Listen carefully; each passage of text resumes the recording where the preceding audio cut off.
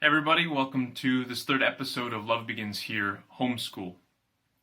Today's theme will be talking about help. For those of you who are wondering who I am, my name is Deacon Enan Zelinski. I'm a deacon here for the Diocese of Madison, looking to be ordained later in June. I'm a former core team member, and I've been a lead missionary on a couple other years of Love Begins Here. I'm currently home from seminary due to the coronavirus. So Lindsay, Megan, and Max asked if I'd help them with this episode.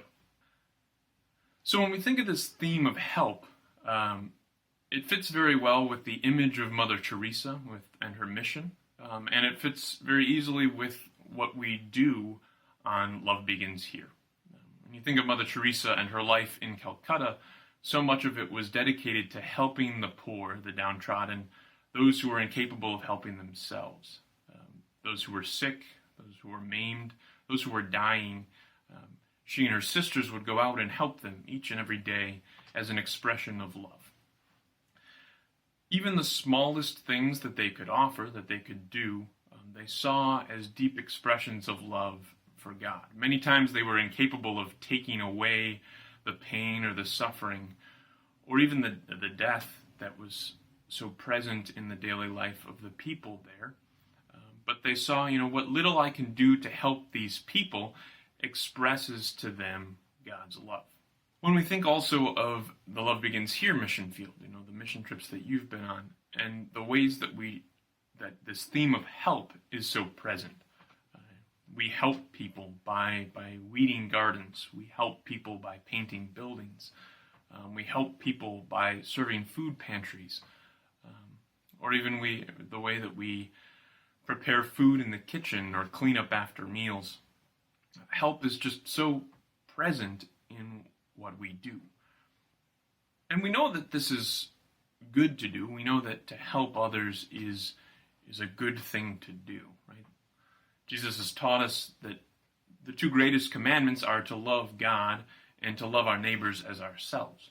And so when we do it, we know that it's right. It's the right thing to do.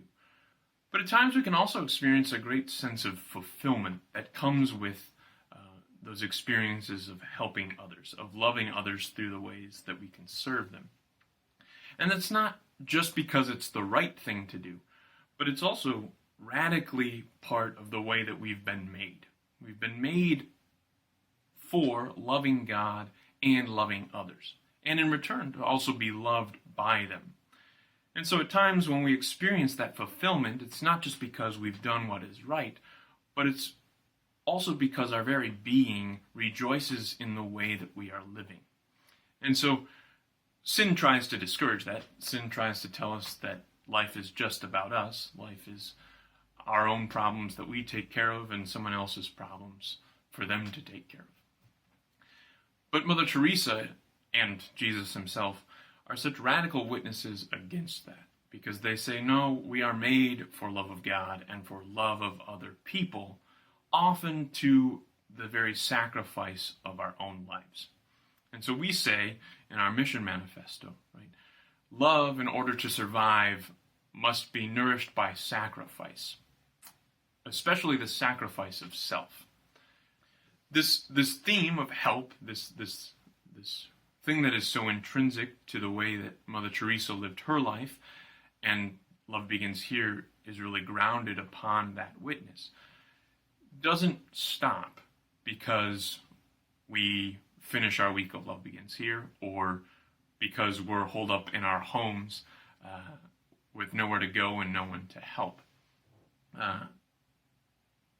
Jesus still desires that we love our neighbors, even if our neighbors have become those in the same house as us.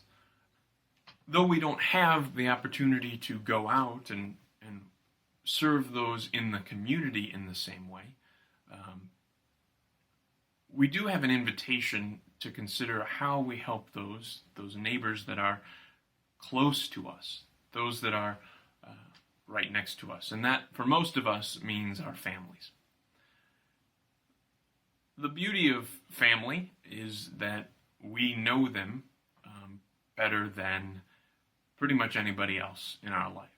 and they know us better than anybody else in our life.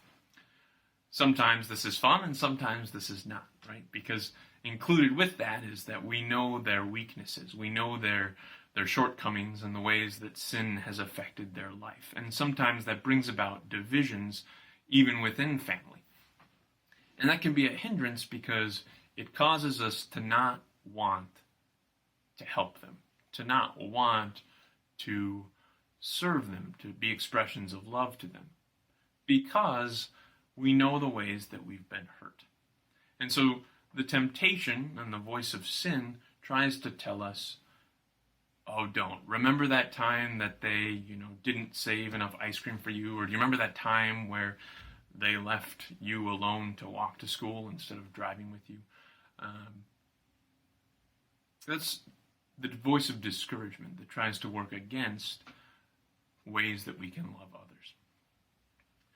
But the challenge, and actually the flip side of that struggle, is that when we know people so intimately and so well, it gives us an opportunity to love them in a more profound and deep way than if they were strangers to us. Right? When we work with those that we have just met, it's easy to help them, by weeding their garden or painting a house, or helping them sort through their basement, things like that. But the challenge, and actually the invitation that comes with people that we know well, is we can serve them in even more hidden ways.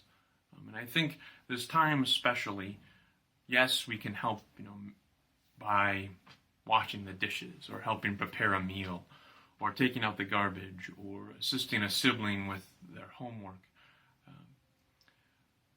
But I think especially as we get to day 75,000 of this lockdown, we can be attentive to the ways that other people may be struggling or may need love, but don't necessarily ask for it or show it. And what I mean there is there are other elements to people than just their material needs. And Mother Teresa understood this. She saw, how do I look beyond just the material suffering of these people? Yes, I can take care of them, right? But because I can't take away much of this, how can I be attentive to their soul? How can I be attentive to their spirit and to maybe their emotional or psychological needs? And now, in this time, right, we can be stressed out, we can be worked up, and this can be difficult for people. And so, my invitation or special challenge to you is, how can you be attentive to the people around you and serve their needs, help them in kind of an unexpected way, in a deeper way, right? To know, okay, they're having a bad day today.